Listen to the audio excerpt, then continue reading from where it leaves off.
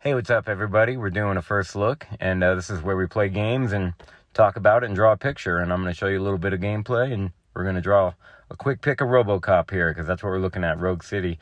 And as far as gameplay goes, the action's pretty good. I feel like he's a tank. He just walks around and takes punishment from these guys, but the shooting is very intuitive, too.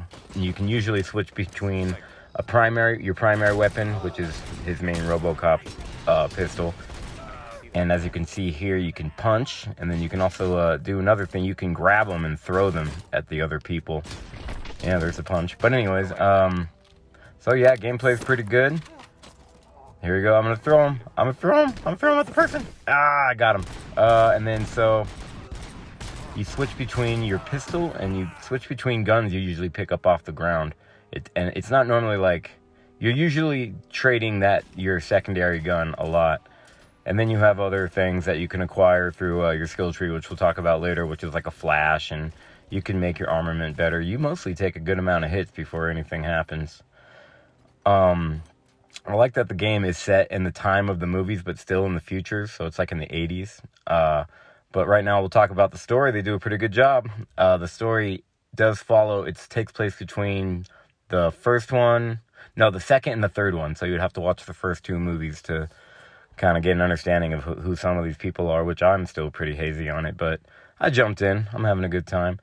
And yeah, as we all know, Robocop is really Alex Murphy, and so that means he was shot to death. Oh, this is me fighting police. Like, the boss battles are really good, how they decide to do them, because it fits in the story pretty good. But Alex Murphy got killed by this biker gang, and they put him back together, and now he's Robocop. But they took his memories away. It took a while for him to get him back.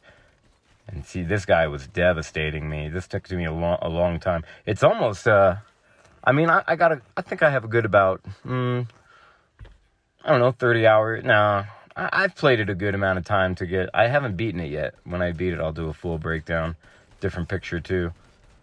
But yeah, so I liked how you have to use kind of strategy, but mostly it's just you're just a blunt weapon cruising through the streets of Detroit, solving mysteries. You kind of do feel like Robocop, because it's like, oh, you do really a lot of boring stuff, like you have to fix circuit breakers, and you find this lady's cat, which actually kind of turns out to be a shootout, but I don't want to give too much away, so I'm just showing you a few little screen grabs here and there.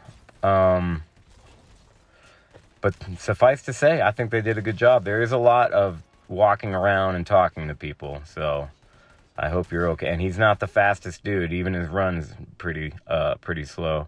There are some puzzles involved, much like this one you're seeing. Not too crazy hard that I've seen so far. It's just pretty logic stuff. It doesn't really slow the story down in any way. It just puts you more in Robocop's shoes, I feel. It's like a slice of life. And there is like an underlying story. Pretty good. I'll just say you start off the story by this missing cop you got to find, and that's all I'll say, because it gets pretty good. Puzzles, not puzzles galore. It's like minimal puzzles, I would say, so far, but they are present. So if you hate puzzles. And there's other things you have to do, such as here, you have to walk around these crime scenes or areas of investigation, you call them.